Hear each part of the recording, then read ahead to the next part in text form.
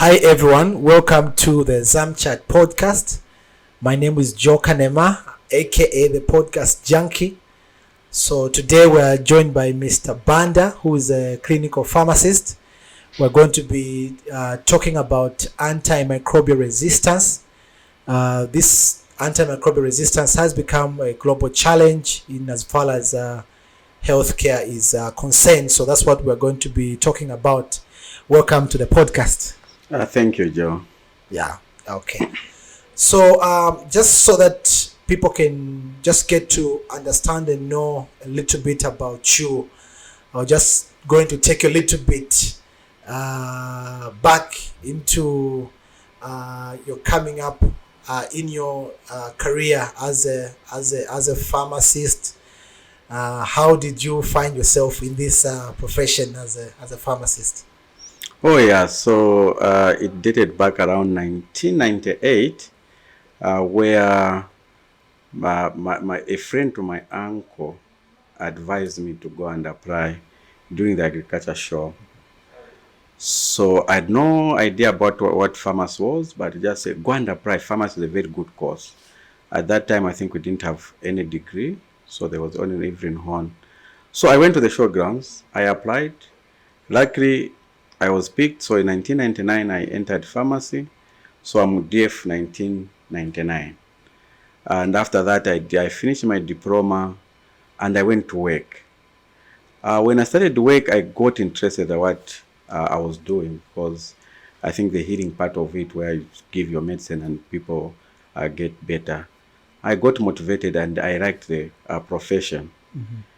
Then around 2001, 2002, they started the degree at Ridgeway. Then 2005, I think I enrolled for my degree. Then 2008, I graduated as a pharmacist and worked at UTH for that time. Then later on, they introduced clinical pharmacy. I really like working with patients. I feel good where you intervene, you give your medicine, then later on the patient becomes better. So I had a very interesting work career at UTH, especially in Ibrox. Then I enrolled for the clinical pharmacy until around 2019. I graduated with my master's. I continued working around there. I really enjoyed. I think one of the peaks that I can pick is the cancer. When we were managing Kaposi sarcoma as pharmacists in Ibrox, where we're administering these drugs ourselves. So it was really interesting, where patients who were really deteriorated and they come back. Now they even show off that now I'm better, I'm looking good, and really can show improvement that the cancer subsided. So from there, after, I've really liked my practice of pharmacy. I don't regret doing pharmacy, and I wish to do a lot more around pharmacy. That's great. So, Mr. Banda, you are like a guru in pharmacy profession. You've been my lecturer before at Evelyn Horn College. You've been around for a while now. Because if you say you started in 1999, I was in grade 1 by then. Wow. Okay. Now we are colleagues. Yes, now we are colleagues. Yeah. So having that experience in the profession, what are some of the challenges that you would say you have faced in the profession, and maybe how you have overcome those challenges? Okay, so I think when I was joining pharmacy, I think number of pharmacy personnel was very small. I think they could easily count that we have got pharmacists this, pharmacists that, and we had a good number of pharm techs, but not very good. Because at that time, I think a class was composed of 20 people, so 20 was maximum, until 2000, where they changed and they continued ignoring big numbers. Otherwise, so far the biggest challenge that I've faced as a profession is the numbers of farmers have never been enough. Though the government will always tell us that the establishment is full, it is not true, because if we want to do per 1,000, if you want to do the number of pharmacists. How do you want? The blue one. So we are shooting from a retail pharmacy, so don't mind. Yeah, so is it this one? So if we're looking at the number of pharmacists per population, we're still very far. Because I would wish to have one pharmacist per 2,000 population. So if we are going to calculate in that way and look at the number of pharmacies that we have now compared to 20 million population, we need a lot of pharmacists. So we're still very far. That has been the biggest challenge. However, if you go to the major employer, that is the Ministry of Health, they'll say, no, your establishment is full. But we're not full because we need pharmacy personnel to be at almost each and every point where drugs are being dispensed. That has been a very big challenge. Of late, we're even talking of employment levels. I'm happy about the numbers because the positive part that I've seen from the big numbers that we're producing now is that it has made pharmacists to think outside the box. What I mean is, always we've been saying, I'll get employed with government and I'll go and work in the hospital, get that salary, I'll be HOD and so on and so forth. The young generation has thought of going out and do business. That is very encouraging. One of the encouraging part within the pharmacy profession, like what you're doing now, you're a pharmacist, but you have seen that the media thing can really do for you and help your profession grow and help yourself grow in that way. So that innovation which has come with the numbers is really good. Yes, the perception from people has been that you are 1-3 times a day. But I know as time goes on, so the perception will change as we go on because the numbers are there, we're able to provide, and one day I think the community will appreciate who a pharmacist is. It's a big job, but we keep on pushing. We should not relent. So all those who have got innovative ideas, how to sell the profession, how to sell what we do, let them come on board and find that particular unique thing that you can say, Joe has done this and is doing this, and that's how he has brought the profession at another level. So yeah, we're still struggling to get recognition, but never mind. One day, with our works, the community will recognize us fully. Yeah. That's interesting. What are some of the successes to say, okay, in the pharmacy profession so far up to where we are? What are some of the things that we can celebrate?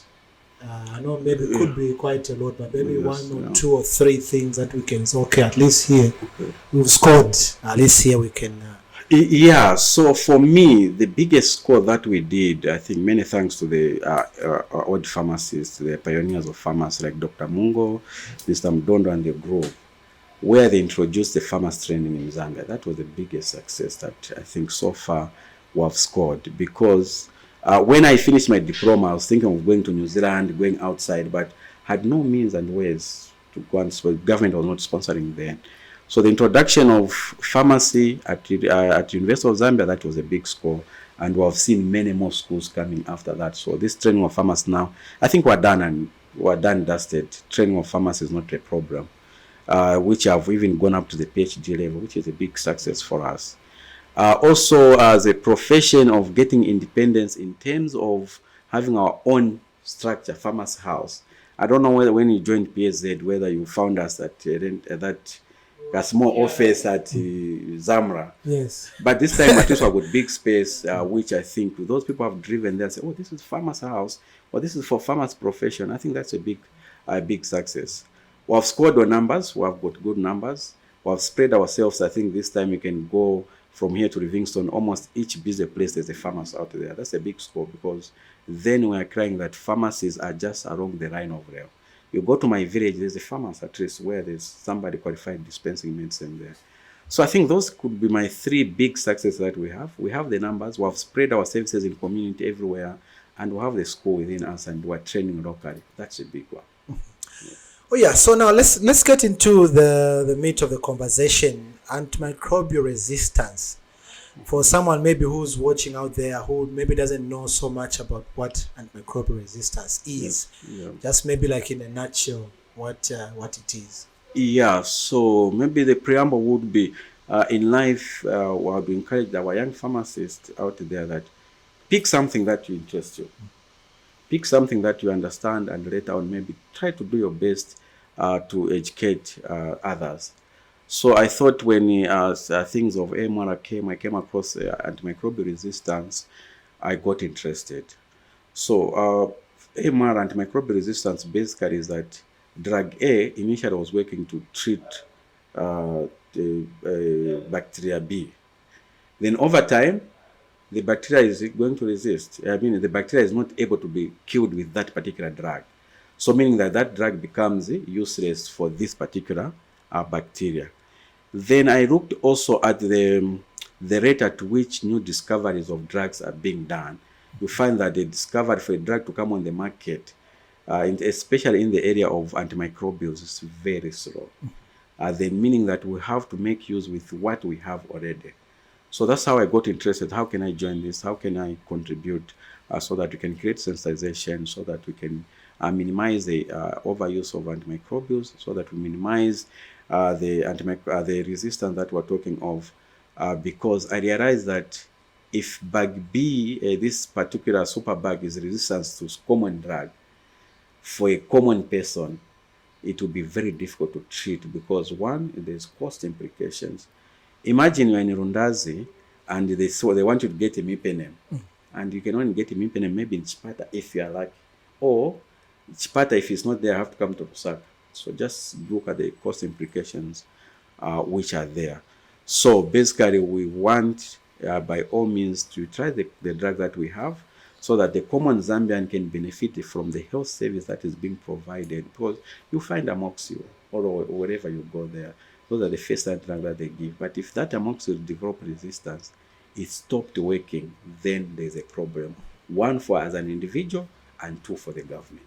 Yeah. So that's what I can explain about it. Okay, I think you've even touched on a little bit on my second question is some of the impacts, let's say the effects of antimicrobial resistance. Yes. Because sometimes I feel like people don't look at this thing, they don't take it seriously. Yes, sir. Yeah. Just how serious is antimicrobial resistance? Yeah, so you and me will understand that when a drug is prescribed, we expect that drug to work. Even the patient out there understand that, well, take this medicine so that you get better. Now, imagine a situation whereby we give this particular medicine, the patient doesn't get better. One, more time to be admitted if he's admitted in the hospital, so more patient days in the hospital. Those more patient days will translate into more money that will be spent. One, for food. Two, that person is bedridden, can't move, so their family, if they fend for their families, they can't make for their families. The hospital to buy food to feed that particular patient, and to go and buy new drug so that we can treat that. The cost of imipenem average maybe 500 per vial, or 250, 300 per vial. You need 10 of those. By 300, that is 3,000. The minimum wage for a common worker is about 1,200, 1,500. So you are talking of 2 salaries, right? Without talking of school needs for the children, the house rentals, no food. For 2 months, somebody stays without those. Can we survive? No. So those are some of the implications that we have. So it's a cost, it's a burden both on the government, both on the and the individual, because they may need more resources to treat the common infection, which can be treated with a 30-kwacha course of amoxicillin. Yeah, so then this burden now, it will go global, to go national, global, and everyone will be affected, such that the common amoxicillin that we thought can treat common infections no longer working, and everyone is affected. So those are the implications that we want to try to avoid. If you read that statistics, I think they're talking of million deaths which will be caused due to million plus deaths which will be due to antimicrobial resistance by 2050. WHO has taken it as a global pandemic now, that we need this. This is a big problem that we are facing currently. You are from the pharma industry. How many new antibiotics are coming on the market? Very little. Very little. So it means the old ones have to be used, and they have to treat those infections. So if the old ones stop, we'll have a lot of deaths. And it's another cost implication if you lose a member of family, burial, or whatever, for those funeral processes that you go through.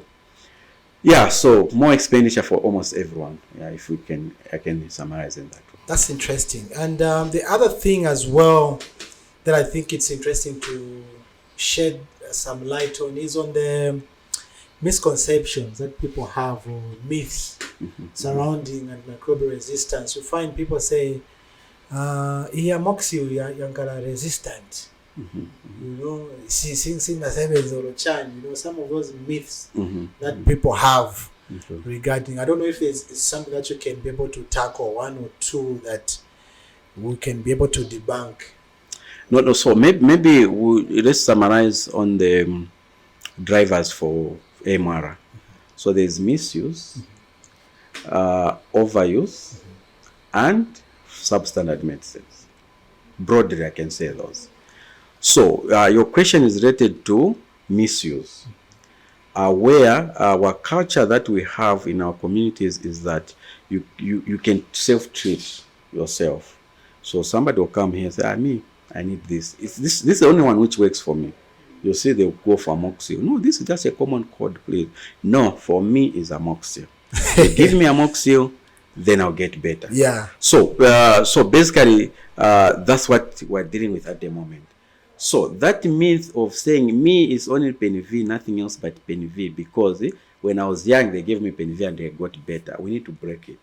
So how do we break that? We need a lot of community sensitization.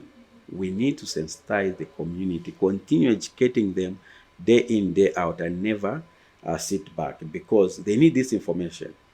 I do practice in retail pharmacies. There are some who listen to you when you explain to them. Some will say, fine, I'll go and get it from somewhere else. So they go and buy. So the myth of believing in antibiotics only to get better is a big myth that we need to break as a pharmacy profession or as health workers in this school. Substandard, yes, as pharmacists, we have a role to play. When we identify such, easily report to ZAMRA, and ZAMRA can do their nitty-gritties and help us to identify that really the drug is substandard. And I'll be urging ZAMRA to be really on the lookout, because it has been reported that Africa we're receiving a lot of antimicrobials which are over fortified or substandard, which is also contributing minimum amount of the drug in that. They say this is the amoxil, but the amount is less than 250 milligrams there. Then overuse, a lot that we need to do with our people, our health professionals, both in hospitals, government hospitals, private hospitals, and we need to do a lot of research around there to highlight how is our overuse, how is our misuse, and how is the substandard that we have. Then maybe we can break some of these things that we're talking of, the MR things. So in terms of trying to combat this antimicrobial resistance, what are some of the things that we can do or we can employ? First of all, maybe we can start to look at the healthcare professionals ourselves, and then maybe we can also try to look at even the community, because I understand also the community also has a role to play when it comes to antimicrobial resistance. Yeah, so I think I'll start with WHO. I think WHO has given a nation action plan, an action plan, global action plan, right? Where the countries can develop their nation action plan. And I think we have an action plan under ZNPH, under Ministry of Health, where there's an action plan. I think they've taken about 5 steps that they thought we could do as a country. I may not remember most of them, but I think one of them is surveillance, where we need to do a lot of research around the hospitals.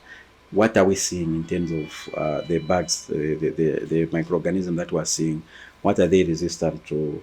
And start reporting on those so that we can generate that data, so that if we know that amoxil is resistant to this, we can share that data. Then the second thing is utilization studies, where you are going to check how much does a hospital utilize, which drug do they use most. So some of the studies have reviewed that in our country we're using a lot of cephalosporins, that 3rd generation, the ceftriaxone, a lot of that, especially the parenteral ones. You find that we're using ceftriaxone. Another thing is creating awareness, which is also needed very much, where we need to do a lot of advocacy work. We go in the media, educating the community, educating our fellow health workers, and so on and so forth. So the biggest step that I've seen, and that what I've been working on, is antimicrobial stewardship, where I want to create stewards who will be able to advise anyone, be in the hospital, be in the retail, be in the community, that antibiotics should be used in this way. So I've been working a lot on creating awareness, where we do the training and improving the knowledge. So do the training.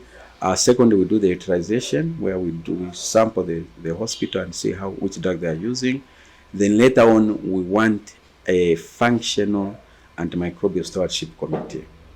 If this functional antimicrobial stewardship committee, AMS committee, is functional, we hope that there will be the guardians at that particular facility.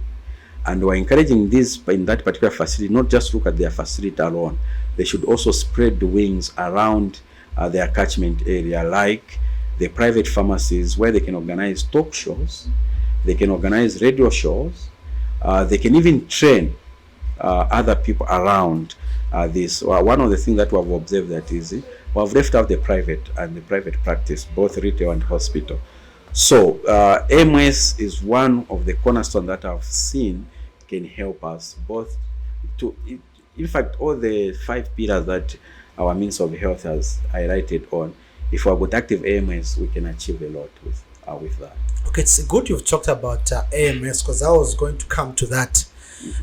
You have been flying the AMS flag so high, conducting various programs around the country, training people. What are some of the challenges that you're facing in as much as you're trying to conduct these programs around the country, and what can we do also as healthcare professionals to try and drive this? Yeah, so the biggest challenge that we have is the mindset. So behavioral change, I think, is a thing that we need to work a lot on it. So you are aware that we did about 10 hospitals. We have trained them. Yes, attrition is one of them, where you train people today. 6 months down the line, you go there. Where are these people that we trained? No, this one was transferred. This one is this side. This one is this side. Almost the whole team is broken. Then you have to restart training new people. But however, even if one remains at that particular facility, because we train about 10 to 15, so even if one remains, that person should be enough to remobilize the other members of the healthcare team and continue doing AMS. However, the attitude is, I don't know, I don't want to put it that there's this connotation of NGO things, like when you get back, then they sit back. But the truth of the matter is that we're trying to create a team which will help to combat MR, which WHO has declared it. Our country has accepted it. Yes, we are with this problem. Almost everyone has accepted it. So it's not good that when you are trained and you sit back and say, we'll do when they come back. They hear that you are coming back, they do some activities around and say, oh no, we did this. It's not about BANDA, it's not about Joy, it's not about anybody else. It's about all of us working together. So that's the biggest challenge that we have, is a mindset. It's just a training. We'll do the training. You go, come back. They will go. When they come back again, we'll tell them that we're working around here. However, there's some few facilities, there's some few people who have taken it up, that have heard the message. I can call them maybe converted, while even doing bigger things than what we have done ourselves. So I'm happy. Some are there who have heard the message and are doing good things out there. So we need to do the behavior change, even amongst our pharmacists. If you look at the discussion that we have, sometimes you start wondering, okay, anyway, we are different. So there are those who believe that MR is a big problem. There are those who don't believe that it's a problem. And we move on like that. But we will not stop because ABCD didn't want to participate. We'll continue taking the message to them and continue sharing with them, continue that advocacy until all of us were on the same page that yes, MR is a problem, and these are the things that we can do to prevent further damage that we're witnessing today. What are some of the successes that you can point out to in terms of these programs regarding antimicrobial stewardship that you've been conducting? Yeah, so for me, the biggest success is awareness has been created. Now AMS is becoming a big thing. I'm happy. Logistics, I've got a buy-in AMS. I think I've seen some posts where I want to attach logistics to AMS also. It's not just a matter of availability of that particular drug. I'm happy that Ministry of Health has taken it very seriously under rational use of drugs. That's a big score for me. And generally, I think this time, if you talk of AMS, almost many people understand. Oh, AMS, yeah, well, we know AMS. Like 5 years ago, we had to AMS. What is that? So I think for me, the biggest success that we have created is we have created awareness, especially amongst the health workers. And especially, even some funders now have started realizing that there's a problem with MS. It's not just about a drug being there, but how well is it utilized at that point. So I'm happy Ministry of Health has taken it on board. Our NGOs was doing logistics, also thinking over AMS, what they can do around AMS, and also the community. Some communities, yes, they've started hearing those messages, but I know there's a lot of work that needs to be done still. Yeah. Do we have any, in terms of statistics or numbers? Because I think I saw a certain research at some point that was done at UTH, just highlighting a number of drugs that are not working now against certain against certain microbial agents. I think there was a list of they did like a sensitivity test to highlight in terms of which antimicrobial agents. Do we have such statistics now in terms of maybe research that has been done at maybe UTH, Levi Mwanawasa, or these various hospitals, to really give us, like where are we in terms of this antimicrobial thing? Yeah, so if you follow the ZNPHI presentations, I think they've highlighted that. Another way to answer that would be the antibiogram. You have heard of antibiogram. So where we've been working, we've encouraged our hospital to develop antibiograms. Antibiogram will tell you the sensitivity pattern over a period of time for various drugs and for various organisms. As a country, or as WHO, I think WHO, there's a program which called GRASS. It's a reporting system where the labs need to input whatever they do. So far, to the best of my knowledge, I know TDRC, UTH, and I think maybe these big hospitals are able to input there. So if you go to UTH microbiology lab, they will tell you the sensitivity pattern that we have. If you go to UTH and go to Antimicrobial Stewardship Committee, they have that data and they have developed antibiogram. I know UTH have got antibiogram. I know Mansa General Hospital, they've got antibiogram, which tells you the sensitivity pattern of the common microorganism. They can even tell you which sample that they're using, whether it's from urine. They can tell you the organism, whether it's the E. coli, to which drug, ceftriaxone, compared to ampicillin and whatever. We have that data. And I think I was informed that even as the country will report to WHO, I think 2 or 3 facilities are reporting that. So the data is there. But we're encouraging more to be done from the facilities. It's something where we're doing culture and sensitivity regularly, and over time we can compile data, what has been the results over time, and compile that to develop that antibiogram.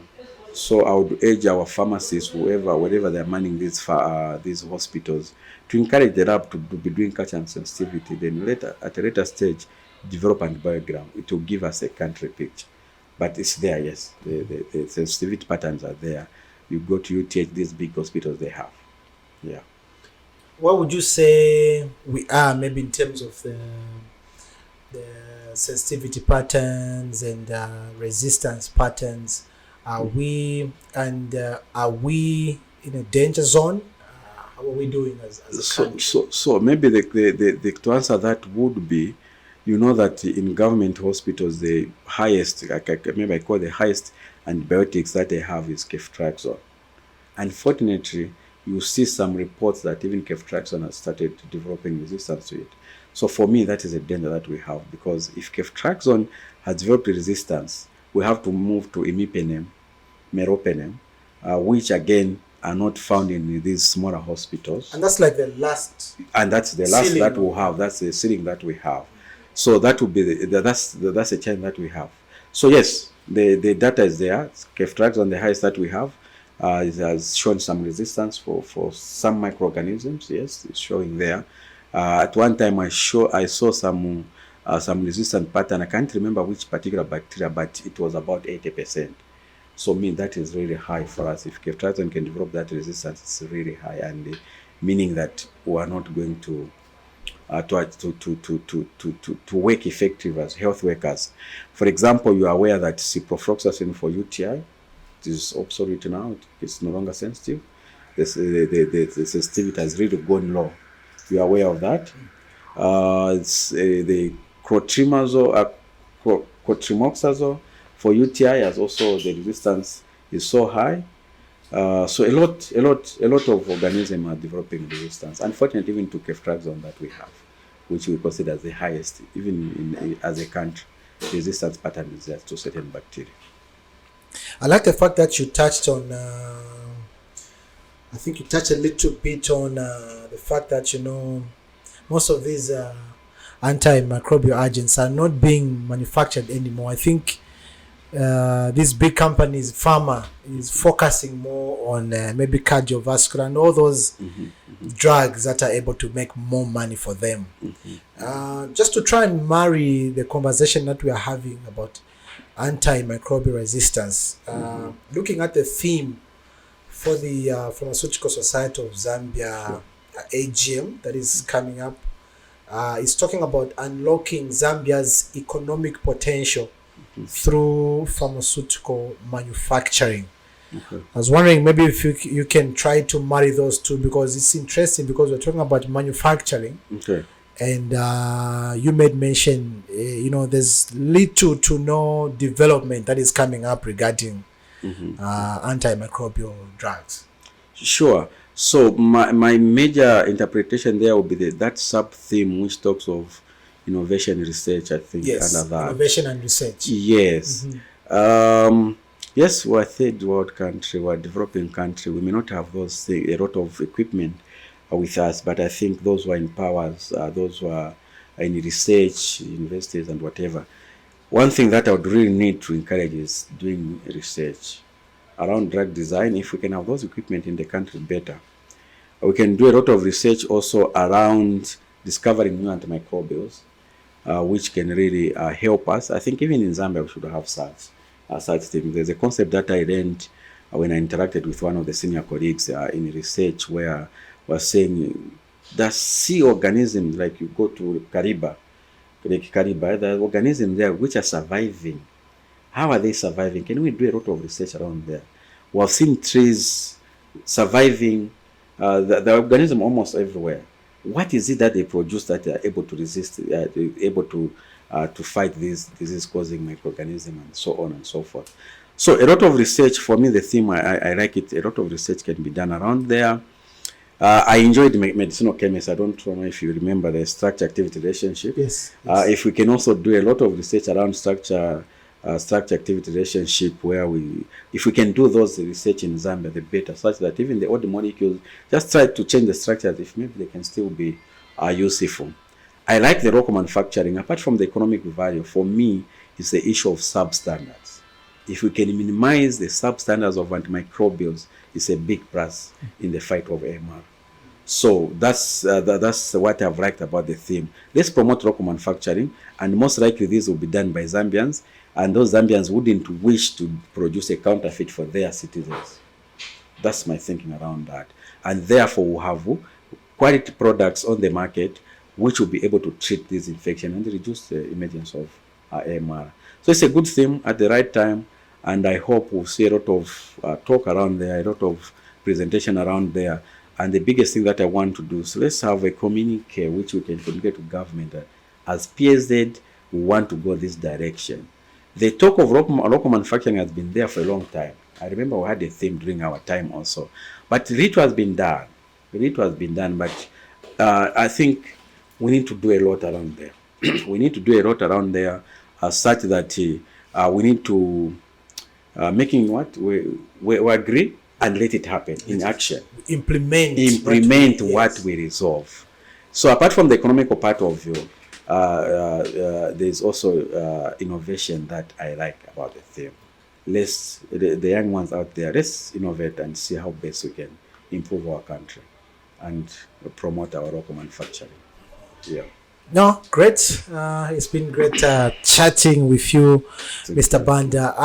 As we wrap up, maybe if you just have some things maybe that I could not, a topic that I could not have touched as we were discussing, something I didn't touch maybe regarding antimicrobial resistance. Not regarding antimicrobial resistance. Maybe my major focus would be unit for the profession. We're going for our AGM. Let's go in numbers. Let's all go and participate in this conference. But let's remain united. I know it's an election year. Let's remain united. There's a lot of negative talks down there. You can see, you can hear them. But at the end of the day, what we need to realize that we're all pharmacists. And our biggest core is to save the patients. So it doesn't matter whether Joe stands against me and wins. You still remain Joe a pharmacist and should remain my friend and interact. There are a lot of ideas that I'm seeing during this campaign time. People voted in others' rules. They don't want to share those ideas that they have because they lost. I think we need to change that culture. So let's remain united. Let's remain free pharmacists, and let's go in the ring. So in numbers, apart from the elections, let's do a lot of science there and improve our country and improve the delivery of pharmaceutical care in the country. That's what our age. Our young pharmacists who have got the energies, let's apply those energies in the development of our profession and answer the challenges that the country is facing. That's my conclusion. Thank you very much, Mr. Banda, for your time. Thank you very so much. there you have it. I was chatting with Mr. Banda. My name is Joe Kanema, the podcast junkie, and the guy behind the camera, sometimes the guy in front of the camera, Bright Mulenga, is behind the camera now. So one thing as well is please remember to subscribe to our channel. It's the only way that you can support us so that we can begin to bring more content that you like and quality content as well. We are also available on Facebook, ZamChat podcast. We are also available on TikTok. We're also what's that other application? Instagram. We're also available on Instagram. So please remember to follow us, to like. Yeah. So thank you very much once more. Until next time. Bye.